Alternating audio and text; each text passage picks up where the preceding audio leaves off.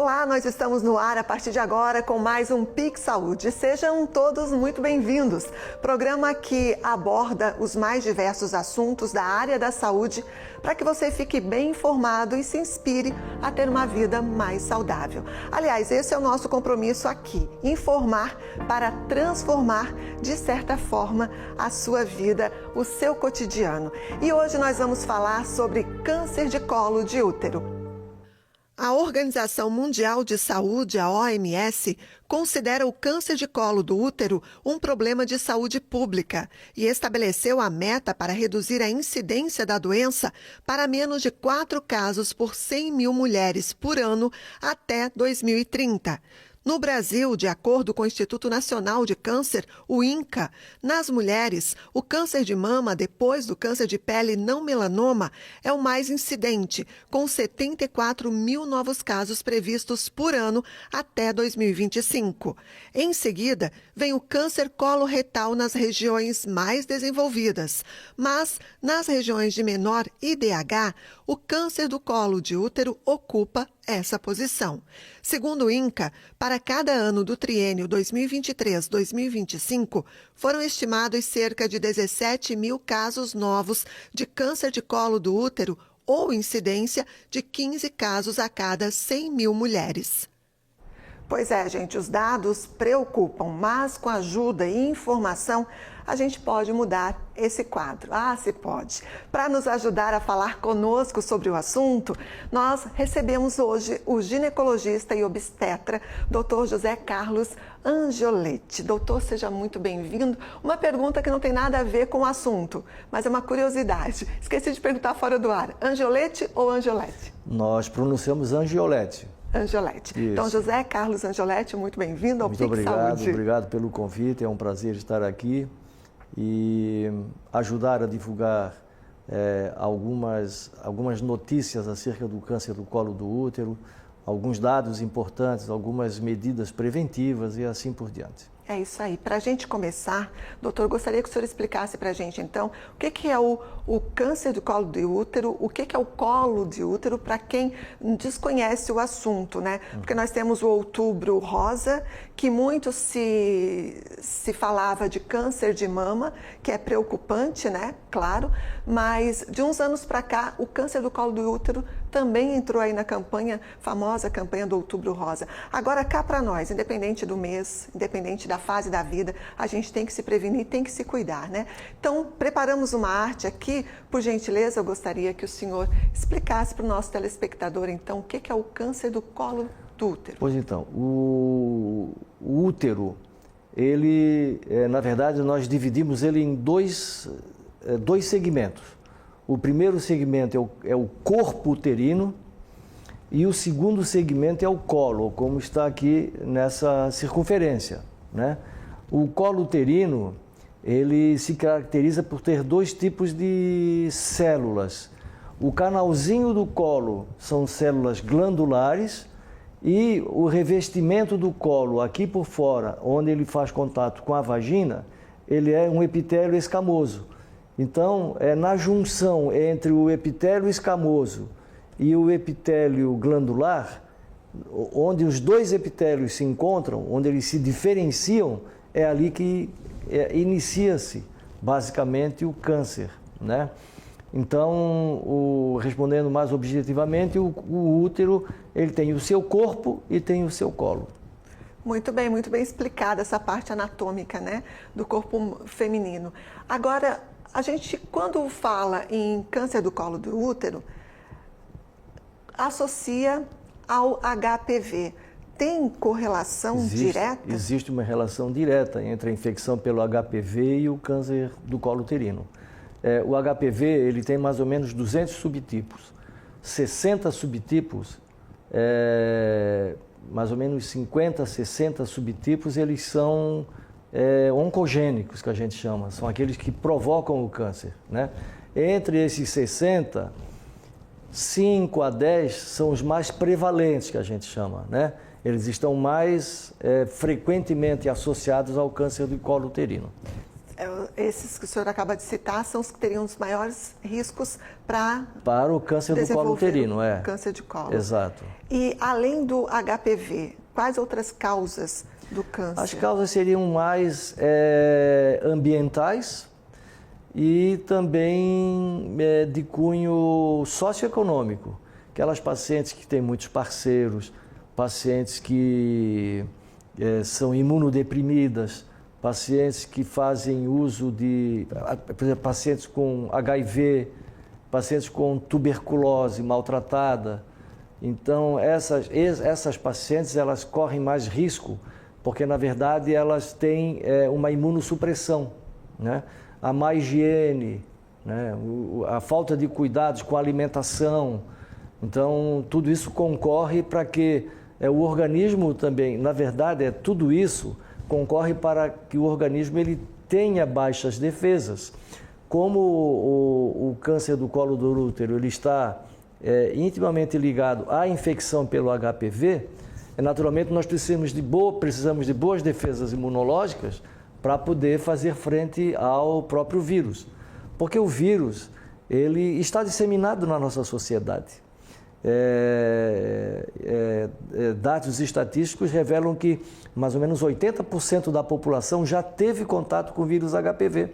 Então, é possível que eu tenha o vírus HPV comigo? É possível. Só que se o meu organismo ele tem uma boa saúde imunológica, o meu organismo pode eliminar esse vírus, pode conviver com o vírus e o vírus não se multiplicar e, por consequência, ele não provocar a doença clínica. Então, o vírus ele está, como eu disse, intimamente ligado ao desenvolvimento da doença, dependendo do hospedeiro também. O hospedeiro, no caso, o ser humano, a mulher, aqui especificamente nós estamos falando. Né? Certo. Se a mulher não tem uma vida sexual ativa, ela corre o risco também de desenvolver o câncer do colo do útero? Sim. Mulher com vida sexual ativa? Não tão Sem ativa. vida sexual? Isso. Não, funciona da seguinte maneira. A mulher pode ter apenas um parceiro na vida dela. Pode ser aquele namoradinho dos 14 anos de idade. Só ele. Mas se aquele moço, ele teve 3, 4, 5, 6 parceiras ou 7 parceiras, ele pode ter adquirido o vírus e passar para ela. Então não depende só dela. Depende com quem ela convive também. Né? E além da relação sexual, o câncer do colo do útero, ele é hereditário? Não, ele não é hereditário, não. Ele não tem causa genética. Diferentemente da... Hereditário, para a gente esclarecer bem, hereditário é aquela doença que passa de pai ou de mãe para filho. Certo? É diferente, não existe essa possibilidade no câncer do colo uterino. Existem as doenças genéticas, sim, que às vezes são passadas de pai e de mãe para filhos, né? Mas hereditariedade aí no caso não existe. E sendo genético, mesmo sendo genético, a pessoa pode ou não vir a desenvolver determinada doença, não o câncer do colo uterino. Por exemplo, o câncer de mama, né? En passant. O câncer de mama, ele tem um componente genético importante. Então, quando aquela paciente ela tem a mãe ou a avó materna ou paterna com câncer de mama, é uma paciente que pode ter com ela o gene que é o gatilho para o desenvolvimento do câncer de mama, certo? O câncer do colo uterino, não. Aquela paciente tem o câncer do colo uterino, não passa para a filha, não tem essa situação. E ele é assintomático ou... Até certo ponto, sim. Quando ele é uma infecção recente e o vírus começa a se desenvolver no tecido, ele não dá sintoma algum. Ele vai dar sintoma quando ele já está invadindo os tecidos subjacentes. Então, ele pode dar um corrimento fétido, sangramentos espontâneos, ele pode dar sangramentos da relação sexual, dor para urinar, porque daí ele já invadiu, dificuldade para evacuar, porque daí ele já invadiu as paredes dos intestinos ou invadiu os ureteres, né, que são aquelas duas estruturas que levam a urina do rim para a bexiga. E quando o câncer do colo uterino ele torna-se invasivo, ele invade essas estruturas. Então começa a dar sintomas. Ele dá um corrimento fétido. Agora, é bom a gente estar bem consciente do seguinte, nem todo corrimento fétido é câncer. Bom lembrar. Para as pessoas não se assustarem. Porque se em casa tem um corrimento fétido, o doutor falou que o corrimento fétido pode ser um sinal de câncer. Não, é só em caso de um câncer já avançado e é uma coisa, hoje em dia, até meio rara, né? Dado que a gente tem tantos ambulatórios atendendo, né? Tantos ginecologistas na rede pública, os exames de Papa Nicolau amplamente divulgados, né? A rede feminina faz, a unidade de saúde faz e tal. Então, o câncer invasivo hoje é uma coisa mais rara, mas ainda acontece, ainda é alta no Brasil, né? O Brasil tem uma situação interessante em relação a isso aí. Nós ainda há pouco conversávamos sobre a incidência do câncer em países subdesenvolvidos e países desenvolvidos, né? Certo. No Brasil, que é um país ainda em desenvolvimento, mas o sul e o sudeste do Brasil tem uma incidência muito menor do que no norte e nordeste, porque o norte e nordeste é uma população mais pobre, uma população que se alimenta mal, maus hábitos de higiene e assim por diante. Então, uma população médica menor para dar assistência para aquele pessoal todo. Então, lá a incidência do câncer do colo uterino já é maior do que aqui no sul e sudeste do Brasil. Você falou de alguns sintomas, praticamente quase todos, do câncer de colo de útero. Já sabemos aqui que há uma relação direta do HPV com o câncer do colo de útero. E quanto à contaminação por HPV, ela é assintomática ou não? A contaminação é assintomática, porque é tipo a contaminação pelo HIV, certo? Muitas vezes o cidadão tem um HIV positivo, tem relação com a moça, passou numa relação sexual. Ninguém sentiu nada, ninguém sabia de nada. Então ela só vai saber, ou a pessoa só vai saber dali a alguns meses, quando ela for fazer um exame de rotina, etc. Ou alguns meses ou anos depois, quando ela começa a ficar doente mesmo, né? Começa a ficar mais perda de peso, infecções que antes ela não tinha, etc. Vai fazer o teste de HIV, deu positivo, quando ela contaminou-se alguns meses ou anos atrás. Então essa contaminação aí, ela é invisível. Há sangramento? Pode ocorrer sangramento por conta do HPV? Quando a doença já é avançada, como eu falei ainda há pouco, ele começa a dar sintomas, tipo sangramento na relação sexual ou sangramentos espontâneos e sangramentos fétidos. E sangramentos que não tem nada a ver com a menstruação. Não tem normal, nada a ver com a né? menstruação, e inclusive sangramento na relação sexual. Agora, é interessante a gente salientar também que muitas vezes a paciente tem as tais feridas de colo uterino, que não tem nada a ver com câncer, muitas vezes, né? E elas também sangram na relação sexual. Então, uma consulta ginecológica se impõe nessa situação, né? E há uma faixa etária, agora voltando propriamente para o câncer de colo de útero, de índice, de incidência da doença? Ela é mais incidente até os 45 anos de idade. Dos 20 aos 45, aproximadamente, justamente naquela fase reprodutiva da mulher, né? Tem que ficar esperto, então, né? Tem que ficar esperto. Tem que ficar atento. É isso. E daqui a pouco a gente vai falar sobre prevenção, sobre tratamento também, e tem muitas outras questões a serem abordadas ainda hoje aqui no PIC Saúde com o tema câncer do colo do útero. Hoje recebendo o Dr. José Carlos Angioletti. Nós vamos agora então para o intervalo. Já já a gente volta com o quadro Qual é a Dúvida? Se você tem alguma dúvida e quer que a gente esclareça mais propriamente o nosso convidado aqui no PIC Saúde, então é hora de você participar, viu? Telefone aí na tela para você interagir já depois do intervalo. Não sai daí.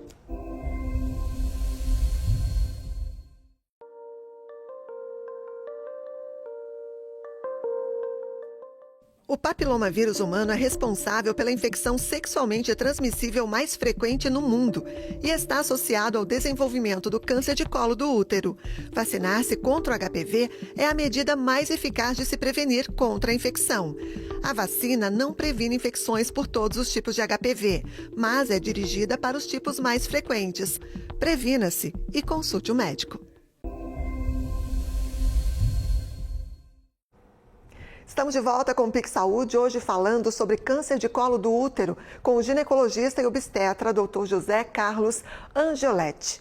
E você pode participar conosco, claro, pelo WhatsApp 489-9183-6722. Repetindo, 489-9183-6722. Por falar em participação, agora é hora do...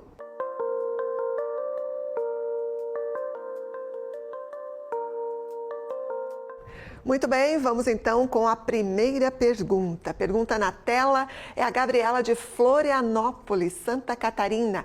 Estou com uma lesão genital que se assemelha à descrição de lesão provocada por HPV. O que devo fazer, doutor? Bem, a primeira conduta seria consultar um ginecologista. Perfeito. Né? Se essa lesão genital, temos que saber também a idade da paciente, porque as patologias genitais, elas podem ter um significado ou outro dependendo da idade da paciente, né? Então, se é uma paciente jovem, uma úlcera genital, por exemplo, ela pode ser sífilis, ela pode ser donovanose, que é provocada por uma bactéria, né? E pode ser o que a gente chama de cancro duro também. E como se é uma paciente jovem, a gente tem que pensar nessas patologias. Raramente seria um câncer, por exemplo, se for na vulva, né? No colo uterino, essa lesão ela requer uma colposcopia, a gente chama de colposcopia, um exame ginecológico, né? Um exame a olho nu. Depois a gente faz o exame pela colposcopia, que é feito através de um aparelho que a gente chama de colposcópio. Na verdade, é um binóculo que dá vários aumentos. Então, dependendo do tipo da lesão que você enxerga pelo colposcópio, você já pode tirar alguma conclusão. Mas, via de regra, se faz uma coleta, né, celular dessa lesão e manda-se para o laboratório da anatomia patológica. Então, de qualquer forma, qualquer úlcera, numa paciente jovem, uma paciente de 40, 45 anos de idade, uma menina de 15 ou de 20, ela requer uma análise mais cuidadosa e, naturalmente, nós vamos precisar também de exames complementares, no caso. Perfeito. Mais perguntas? Lucas de Porto Alegre, no Rio Grande do Sul, pergunta: a pessoa que passou por tratamento contra o HPV pode se reinfectar? Não existe reinfecção pelo HPV. O HPV, como já foi conversado, ele desenvolve uma reação imunológica na gente, né, no paciente, e o paciente desenvolve anticorpos com ele. Então, se você passou por uma infecção por HPV, nós temos que esclarecer o seguinte: quando a pessoa adquiriu o HPV, ela já foi infectada pelo HPV. Então, ela é infectada pelo HPV até a remissão total daquela lesão. Exemplo: a paciente foi infectada pelo HPV, ele com o passar dos anos, ele se manifesta clinicamente. Como ele se manifesta clinicamente? Quando ele causa lesões nos tecidos do colo uterino. Vamos falar apenas do colo aqui, certo? Certo. Então, ele desenvolve lesões no colo uterino que você enxerga com a colposcopia. A partir do momento que você, olhando para o colo uterino, analisando as alterações teciduais que o vírus HPV ocasionou naquele sítio, ele já está se manifestando clinicamente. Já é uma manifestação clínica, porque você pode ser portador do vírus HPV e ele é portador subclínico do vírus. Quer dizer, o vírus está com o cidadão, com a cidadã, mas não se manifesta clinicamente ainda, porque ele acabou de chegar, vamos dizer, está ali 2 anos, 3 anos, ele está se multiplicando ali nas células, mas ainda não dá sintomas clínicos. Quais são os sintomas clínicos? Aqueles que eu falei ainda há pouco: sangramento, né, odor fétido no corrimento, dor na relação sexual. Isso já são manifestações clínicas de uma infecção pelo HPV avançado, mas ele já está ali há 10, 12, 14 anos muitas vezes.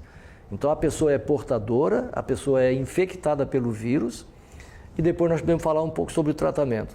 Mas na verdade, quando a pessoa se infectou pelo HPV, ele está infectado pelo HPV. Ele não se cura, como eu diria, no sentido de, tomei um remédio e me curei do HPV. Não é bem assim, entendeu? O indivíduo, se ele é portador do vírus HPV, ele é portador até o próprio organismo dele eliminar o vírus. Como que ele vai eliminar o vírus?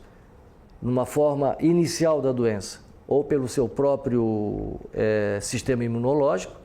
A gente também tem alguns medicamentos que reforçam as defesas imunológicas do paciente, que ajuda a eliminar o vírus, ou o vírus entra num equilíbrio ali de luta, vamos dizer, com o sistema imunológico da paciente e ele fica inerte ali por muitos anos. E essa paciente tem que fazer, naturalmente, como todo mundo faz, o preventivo todo ano, a consulta ao ginecologista todo ano. Então alguém pode perguntar, sim, então eu tenho que fazer consulta ginecológica todos os anos depois que eu iniciei a minha vida sexual? Tem que fazer a sua consulta ginecológica todos os anos. Mesmo tendo um parceiro só, porque a gente nunca sabe a conduta do parceiro, né? É verdade. Então, ela pode ser uma paciente de um parceiro único, como eu já falei, mas o parceiro único dela pode não ter sido, ela não pode não ter sido a parceira única dele, né? Você falou em eliminação do vírus. Como que ocorre essa eliminação? O organismo liquida, porque na verdade, vamos falar em termos de exército, certo? Você tem um exército de 1000 homens. Você vai eliminando, significa romper com a estrutura do DNA do vírus, através do nosso sistema imunológico. Então você tem mil soldados. Você elimina 1, 2, 3, 5, 8, 10, eliminou 950 soldados. 50 soldadinhos que sobraram ali já não tem tanta força de multiplicação quanto aqueles 1000 que ela tinha, né? Então o organismo elimina na forma de anticorpos que envolvem o próprio vírus e não deixa ele se multiplicar mais, ele fica inerte ali. Então ele não se desenvolve, ele não se multiplica, ele não invade mais células. Porque qual é a importância da estrutura do vírus? Ele não é uma célula como nós conhecemos. Uma célula que tem núcleo, tem citoplasma, tem aquelas organelas citológicas ali, tudo certinho. Ele não tem, ele é apenas um filamento de DNA. O vírus é um negócio sério. Ele é apenas um filamento de DNA. E aquele DNA, ele entra numa célula, entra no DNA daquela célula, que faz aquela célula se multiplicar. E o vírus se multiplica dentro da célula. Então, de um DNA, ele virou 10, 15, 20, alguns centenas ali dentro daquela célula. Invade outra, vai invadindo assim por diante. É danadinho, né? Aqui entre nós, é uma praga. É danadinho mesmo. Mas, muito obrigada, doutor, bem didático. Mais participação, Fernando de São Leopoldo, Rio Grande do Sul. Um abraço para São Leopoldo. Só se contrai HPV por relações sexuais? Não, pelo contato pele a pele também. Pelo contato pele. Só para as pessoas também saberem, aquelas verruguinhas que nós temos nos dedos, aquelas verrugas é HPV. HPV 6 e 11, são os dois tipos que compõem essas verruguinhas de pele, né? Então, aquelas verruguinhas genitais também são vírus HPV. Então, o contato pele a pele também, porque vou dar um exemplo, exemplos aqui interessantes. O casal está tendo relações sexuais, o garoto tem a verruga genital, certo? Se a menina, por exemplo, passa a mão no pênis do rapaz ou faz sexo oral, ela pode contrair aquelas verruguinhas na boca, no orofaringe. E é um perigo, porque aquelas verruguinhas vão se multiplicar no orofaringe, né? Se passa a mão, ela pode ter verruga dali a algum tempo. Então, o rapaz, por exemplo, que também tem relações com a moça, faz sexo oral, pode pegar aquela verruga, né, no orofaringe. Se ele passar o dedo no olho, pode criar verruga no olho também. Então, a transmissão não é só sexual, não. Bem lembrado. Também pode ser pelo contato. E de ambos os sexos, né? Sim. Porque a gente está falando de colo de útero, câncer de colo de útero e, consequentemente, sobre HPV, que os dois têm uma relação direta. E muitas pessoas que estão chegando agora devem pensar, né? O assunto é feminino. Não, gente, aqui é unissex, a coisa é séria. É verdade. Vamos para mais uma participação. A Amanda de Curitiba, no Paraná. Qual é o risco de uma mulher infectada pelo HPV desenvolver câncer do colo do útero? Você já explicou. Aqui nós temos que diferenciar. Existem aqueles HPVs que são altamente oncogênicos, que esses, a chance dela desenvolver câncer ao longo dos anos, não é no contato hoje, desenvolver um câncer daqui a 2 meses, 3 meses. Às vezes leva 10, 12 anos para desenvolver, 5 a 10 anos. Existem aqueles HPV que são de baixo risco, então a gente classifica eles de alto risco e de baixo risco. Certo. Os de baixo risco, como diz o nome, é baixo risco para desenvolver o câncer. Os de alto risco são de alto risco para desenvolver o câncer. Então, quando a paciente vai fazer o seu preventivo, por exemplo, apareceu lá algumas alterações celulares, o patologista que faz análise desse material, ele já vai nos informar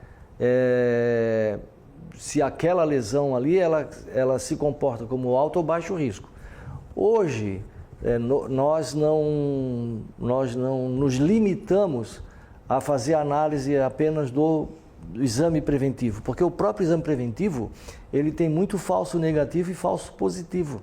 O que é isso? O falso negativo é quando o resultado vem normal e, na verdade, lá no colo do útero dessa paciente não está normal. Tem alguma lesão lá, mas veio como normal. Isso é falso negativo. Certo. Então, por isso que você vai no ginecologista, né? Levar um resultado de exame preventivo. Deu normal, a prudência nos manda fazer um exame ginecológico nessa mulher. E aqueles que tenham um colposcópio no consultório, ele avança um pouco mais nessa investigação. Ele vai fazer uma colposcopia. Como eu falei, o vírus, quando ele se instala no colo do útero, ele provoca algumas alterações inflamatórias ali, que vão ser caracterizadas por determinadas alterações e, claro, já por pesquisas e estudos, a gente já sabe quais são as alterações que eles provocam ali no colo. Então, essa paciente veio com um resultado negativo, a prudência manda fazer um exame ginecológico, né? Porque existem os falsos negativos, que é isso que eu acabei de falar. Como existem também os falsos positivos. Vem um exame, o exame está alterado, você vai fazer exame ginecológico, faz uma pesquisa ali com a colposcopia e tal, e vê que não tem nenhuma alteração no tecido ainda. Aí você faz o quê? Pode repetir o exame para comprovar. E outro dado interessante é que hoje o SUS oferece o Papa Nicolau com o esfregaço. O esfregaço é quando você colhe o material do colo uterino e coloca numa lâmina, aquela lâmina recebe um fixador, né, para não haver ressecamento das células que são colhidas ali e tal, e aquilo ali vai para o laboratório de patologia. Dependendo o tempo demandado entre a coleta e a leitura pelo patologista, aquele material pode se alterar, né, ficar para péssima leitura. E o patologista, ao olhar aquilo ali, como está já aquelas células, de repente foram dessecadas, não foram bem fixadas e tal, e ele vai acabar enxergando alguma célula alterada, e daí é que sai o resultado falso positivo ou falso negativo. Nos consultórios, nós já estamos usando a coleta em meio líquida, Como é que é? É um tubinho com formol ali, com um líquido conservante, você colhe o material da paciente e joga naquele líquido ali. Então a célula fica no meio líquido, ela não sofre dessecamento, não sofre nada. Então ela vai para o laboratório, e lá no laboratório eles usam todas as técnicas para separar uma célula da outra, com centrifugação, essas coisas todas, e ali ele tem uma melhor avaliação, né? Uma melhor avaliação. Daí o que ele está analisando ali? Ele está analisando célula. No colposcópio, eu analiso o tecido. É como se eu estiver olhando aqui, estou olhando o meu tecido, com uma lupa aqui. Certo. Mas se eu fizer um raspado aqui e mandar para o microscópio, eles vão olhar as minhas células que estão aqui. Uma análise complementa a outra, consequentemente, Sim. diagnóstico mais preciso. Com maior assertividade. Certo. Né? Com maior assertividade. Então, muitos exames, hoje, eu recebo no meu consultório assim, e já vem, o patologista já informa, né, alterações compatíveis com infecção pelo HPV, de alto risco, de baixo risco, necessita complementação. Então, hoje a gente já faz mais um passo adiante, que chama-se captura híbrida. Daí ele vai naquele mesmo material utilizar técnicas em que ele vai isolar o vírus. Aí ele já sabe qual é o tipo de vírus que está ali, se é de alto risco ou de baixo risco. E a partir dali vai ter algum tratamento. Perfeito. Mais perguntas? Mais participação? Temos a Renata de Garupaba, Santa Catarina, da terra da Pix TV. A Renata pergunta o seguinte: uma vez complementando a vacinação contra HPV, estou totalmente imunizada? Olha, quando foi criada a vacina do HPV, eles começaram com 2 tipos de vírus, que era bivalente, a gente chamava. Depois eles avançaram para 4 tipos de vírus, a quadrivalente que a gente chama. Hoje já tem vacina com 9 tipos de vírus, a nonavalente. As doses recomendadas são 3 doses, da imunidade até uns 15 anos, mais ou menos. 15, 18 anos, a imunidade. Praticamente imuniza, mas não se pode dizer que aquela paciente que foi vacinada, ela não vai desenvolver a doença, mas nós podemos dizer com quase 100% de certeza que ela tem todas as condições, o seu organismo, de combater o vírus HPV. O que é que nós fazemos hoje? O governo hoje, ele imuniza os adolescentes, né? As crianças de 9 a 13 anos, 14 anos de idade, né? Isso, perfeito. Por quê? Para quebrar a cadeia de transmissão, porque são crianças ainda, né? E ao se tornarem, já entrando na fase da adolescência, e se iniciar a relação sexual e tiver contato com alguém que tem o vírus, ela está vacinada, ela quebra a corrente de transmissão, né?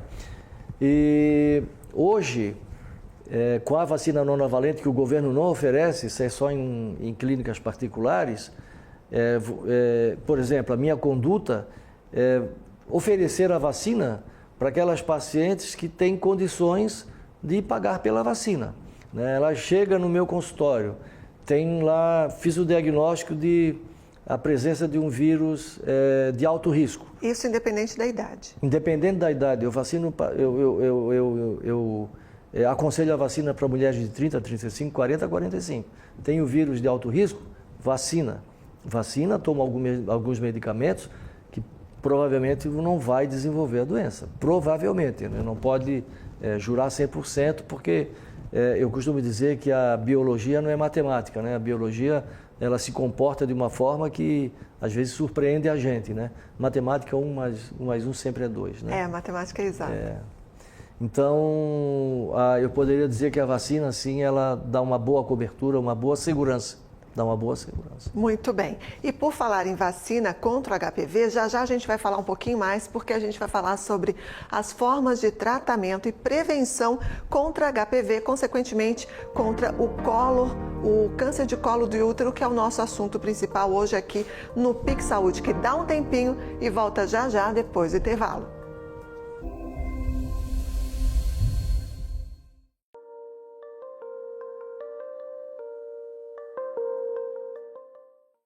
Os homens, assim como as mulheres, também desenvolvem doenças relacionadas ao HPV. As manifestações clínicas mais comuns são as verrugas genitais, porém, alguns tipos de HPV de alto risco também podem causar nos homens câncer de pênis, ânus e orofaringe. Observe seu corpo. Ao sinal de algo estranho, consulte o médico.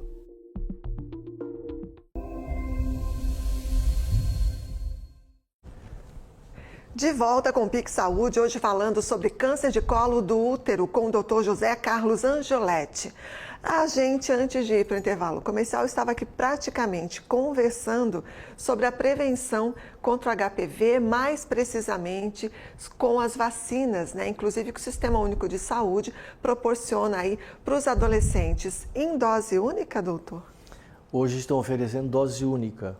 A dose, começaram oferecendo 2 doses, agora a dose única, porque chegaram à conclusão que a dose única também oferece uma boa resposta, mas nas clínicas particulares nós recomendamos 3 doses. Essa é uma forma de prevenção do HPV, né? Sim. E quanto ao câncer de colo de útero, o que seria a prevenção do câncer de colo de útero? A prevenção ao HPV seria praticamente a mesma prevenção ao câncer do colo uterino. Certo. Nós recomendamos o preservativo, sempre preservativo. Né? Mas o preservativo não é 100% seguro. Não é, mas não existe nada 100% seguro em medicina. Perfeito. Entendeu? Mas ajuda bastante. Eu queria contar um caso curioso. Quando começou essa epidemia do HIV, nós tivemos notícia que um país africano conseguiu diminuir barbaramente a transmissão do vírus HIV, estimulando os jovens a manter relações sexuais somente após o casamento e com um parceiro único. É a única maneira de você prevenir a transmissão do vírus é você ser monogâmico. Monogâmico. O marido e a mulher, desde a adolescência, monogâmicos. A gente sabe que isso é impossível, né? Mas as medidas que nós dispomos hoje, a melhor maneira a se prevenir ainda é o preservativo. Certo. Voltando a falar um pouquinho de HPV, já que você falou desse índice, né, de um país africano, me veio aqui em mente a questão que ainda muitos, inclusive pais, têm tabu quanto à vacina contra o HPV, achando que vacinando o adolescente vai estar estimulando principalmente a menina a ter vida sexual ativa, a iniciar a sua vida sexual ativa. Gostaria que o senhor desse um depoimento a respeito disso, de que realmente é um puro mito, né? Isso é mito, é um preconceito, né? Sim. Falta de conhecimento também, né? Assim como também antigamente, talvez ainda hoje em algumas famílias, né? Algumas meninas, elas necessitam de pílula anticoncepcional para resolver alguns problemas relativos à menstruação. Perfeita essa analogia. E a analogia. gente receita o anticoncepcional, as mães ficam, mas pode estimular a minha filha. Não é bem assim, né? Isso vai muito da educação em casa, da conversa, pai, mãe e filha e etc, né? É uma questão social também, de sentar e dialogar, né? Com certeza, uma questão de diálogo familiar, né? É verdade. E a respeito da prevenção, o que o senhor deixa aí como um resumo para a gente se prevenir contra o câncer do colo uterino? Isso. A prevenção maior é evitar promiscuidade, né? Ter bons hábitos de higiene genital. O ginecologista tem condições de orientar nesse sentido. O uso do preservativo quando já não é mais possível, que a menina já iniciou a sua vida sexual, né? As mães, elas têm que estar numa sintonia muito grande com as meninas, né? Conversar bastante. Eu conheço algumas mães que falam muito sobre isso com as suas filhas. E esse é o melhor caminho, É uma coisa também que seria interessante eu falar. O câncer do colo uterino, nem sempre ou nunca ele começa como câncer do colo. Ele começa com lesões precursoras, que a gente chama. O que é que são lesões precursoras? São lesões que acontecem no colo uterino, que diz que ali tem a presença do vírus.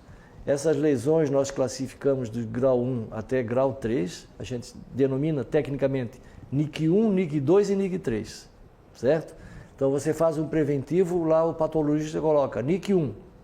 O NIC1 é o início do processo da transformação daquelas células em célula cancerosa lá na frente. Como eu disse, pode levar 10, 12, 15 anos. Certo. É por isso que hoje em dia eu fico, às vezes, estupefato, assim, dizendo mesmo essa palavra, como ainda existem mulheres que chegam à fase do câncer invasivo. Porque para chegar no câncer invasivo, ela passou pelo NIC1, que levou alguns anos para chegar no NIC2, que é um processo mais avançado da transformação celular. Daí passou para o NIC3, para finalmente chegar no câncer microinvasor. Microinvasor ainda, porque do microinvasor ele ainda tem mais uma etapa para se tornar um câncer invasivo, que é um câncer que vai precisar de cirurgia ampla, vai precisar de quimioterapia, vai precisar de radioterapia. Isso aí passou 10 anos, 12, 14 anos. Ou essa mulher não fez as suas prevenções, ou ela passou por alguém, foi passando por outro médico e outro, que não fizeram o diagnóstico. Né? Por isso a importância, né, de procurar o fazer especialista o preventivo, correto, exatamente. fazer o preventivo, Papa Nicolau. Porque tudo isso é um processo. Exato. É um processo de evolução, de alteração celular, né? De acometimento celular. E todas essas fases, por exemplo, o NIC1, dependendo do grau de imunidade da paciente, como eu falei no começo da nossa conversa, o próprio organismo elimina esse vírus e do NIC1 ele volta para a normalidade. Ele não evolui para o NIC2 necessariamente. O NIC2 não evolui para o NIC3 necessariamente. Dependendo da imunidade da paciente, a abordagem que o médico faz, o tratamento, etc., esse NIC2 regride para NIC1 e regride para 0. Entendeu? Então, é um processo evolutivo, né? Desde a primeira infecção naquela célula até ela começar a se multiplicar, o vírus no caso, né? Multiplicar, e se tornando, entre aspas, cancerosa a partir do passar do tempo. Então, à medida que a paciente faz um Papa Nicolau, e se ela tiver com NIC1, NIC2, tem tratamento e é completamente curável. Completamente, 100% curável. NIC3, completamente curável. E nisso aí se passaram 10 anos. Então, eu costumo falar para minhas pacientes, aquelas que ganham neném, eu digo para elas, olha, agora tu tens que te cuidar para fazer as tuas prevenções todos os anos, faz no mês do teu aniversário, todos os anos, porque muitas delas dizem assim, doutor, eu fiz o ano passado, mas não me lembro o mês. É muito importante a regularidade, né? A cada 12 meses você fazer, porque às vezes uma lesão começa 2 meses depois que ela fez um preventivo normal, inicia-se um processo. Aí ela passa um ano inteiro, passa por aquela data que ela fez o preventivo, mais 2 meses, 3, 4, quer dizer, deu 1 ano e meio, às vezes 1 ano e 8 meses. Ela diz assim, eu fiz o ano passado, mas na verdade, para fazer as contas, fez 1 ano e meio já. 1 ano e 4, 5 meses, 6 meses, 7. Principalmente agora que a gente tem a sensação de que o tempo voa, né? O tempo voa, aí exatamente, mesmo que a gente se perde. E eu costumo bater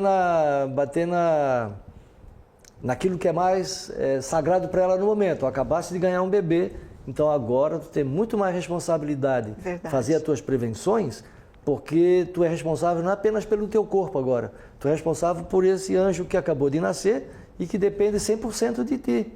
Né? Não tu dá imaginou a falta que tu vais fazer para essa criança se tu ficar doente? Não pode negligenciar, verdade. Agora, muito importante, ouvindo o senhor falar a respeito dessa forma de tratamentos também, né, sobre o HPV, consequentemente o câncer de colo de útero. Uma pergunta que não me foge aqui. Então, a boa notícia é que o câncer do colo de útero tem cura? Perfeitamente, perfeitamente, porque ele não é... Vou dar um exemplo. Ele não é como o câncer do estômago, por exemplo, ou o câncer de mama, que você tem maneiras de prevenir. Você previne o câncer do estômago, por exemplo, você previne uma boa dieta, isso e aquilo, mas não tem o câncer do estômago, por exemplo, não tem uma lesão precursora para você chegar lá e tratar. Quando ele dá sinal, digamos, já está bem avançado. Já era. Eu citei o estômago, mas o estômago tem uma peculiaridade, tem uma bactéria chamada Helicobacter pylori, a famosa H. pylori. Que é aquela do H. pylori, né? Que ele está também presente no câncer gástrico, como o HPV está presente no câncer do colo uterino. Mas o câncer de mama, por exemplo, você estimula o autoexame.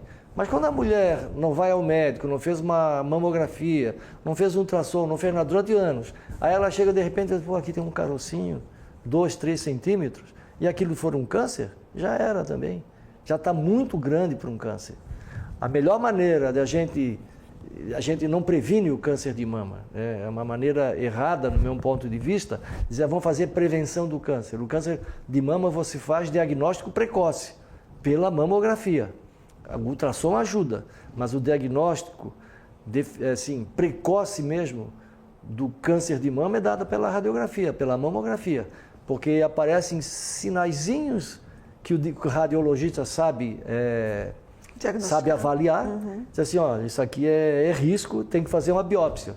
Então você lá faz a biópsia. Agora, quando você faz já um ultrassom, apareceu lá um nódulo de 2,5 centímetros, 1,5 centímetro, que seja 1 centímetro ou até meio centímetro, já é alguma coisa preocupante. Já assusta, né? Foi muito legal você, de certa forma, trazer o câncer de mama também, porque tem a questão da mama rígida, que é mais difícil ainda de, com simples toque, né, casual, a gente perceber. Então, mais do que importante a complementação da mamografia com o ultrassom. Sim, com certeza, né? Com certeza. E isso quem vai passar para a gente toda essa orientação, é claro, é o médico especialista, no caso, ginecologista, né? Sim.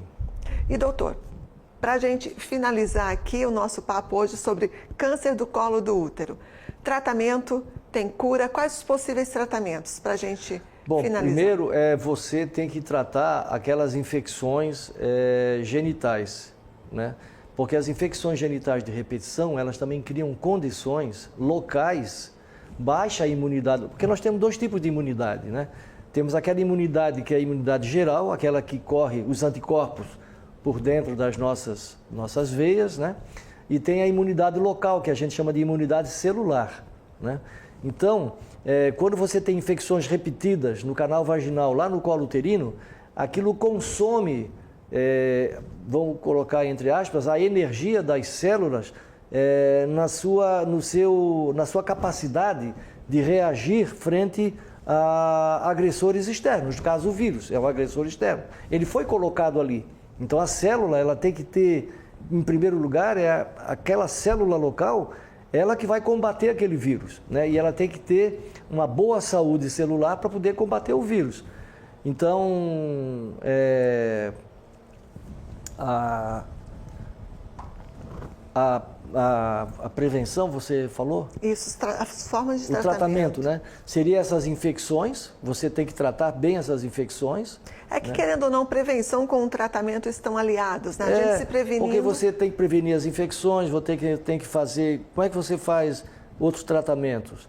O tratamento das lesões precursoras, elas podem ser através do eletrocautério, pode ser por um criocautério, pode ser o laser, entendeu? E já nos casos mais avançados, como o senhor falou, a radioterapia e a quimioterapia. Mas aí já isso é em câncer invasivo. Certo. Aí você vai usar a radioterapia, a quimioterapia, pode ser a radioterapia geral ou a radioterapia local também, né? A gente chama de braquiterapia, né? Você coloca o elemento radioativo dentro do colo uterino e ali ele irradia todo o colo, destruindo Quando chega nesse tumor. Estágio, é muito importante o acompanhamento psicológico também, né? Com certeza. Porque o próprio nome já assusta, né? Com certeza. Si só. O tratamento... Mas não é todo mundo que tem essa... Não sei se o SUS oferece esse tipo de apoio também, né?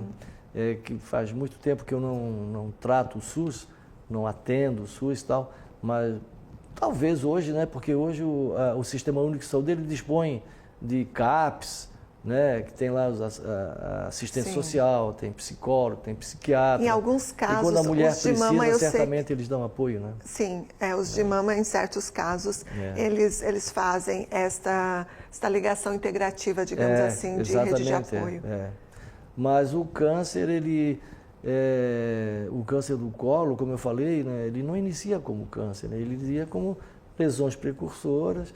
Com tratamento simples, você previne a evolução para o câncer mesmo invasivo, às vezes inoperável, ou quando é uma cirurgia radical, altamente invasiva, né, mutilante, né, porque às vezes atinge o reto, atinge a bexiga, atinge o ureter, é complicado. Aí já está numa fase assim, cuja mortalidade é próxima de 100% mesmo, né? Com a sobrevida muito curta, né?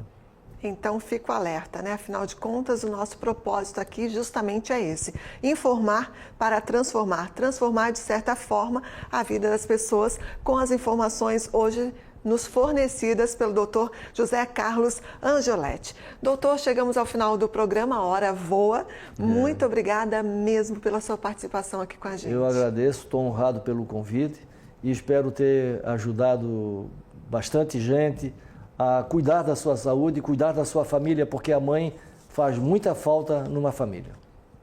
É isso aí, fica o recado então a você aí que acompanhou até o momento o Pix Saúde. Muito obrigada mesmo pela sua companhia, muito obrigada pela audiência. Participe, programa sempre inédito aos sábados aqui na Pix TV a partir das 11 da manhã e posteriormente divulgados também pelas nossas redes sociais no @PixTVHD. Fique ligado e desde já interaja também, fica aqui o convite para você interagir conosco pelas nossas redes sociais, pelos canais de participação aqui da Pix TV, tá certo? A gente termina com uma frase, uma mensagem de reflexão. Você aí que é incrivelmente forte, ou se você não acha que você é incrivelmente forte, acredite porque você é.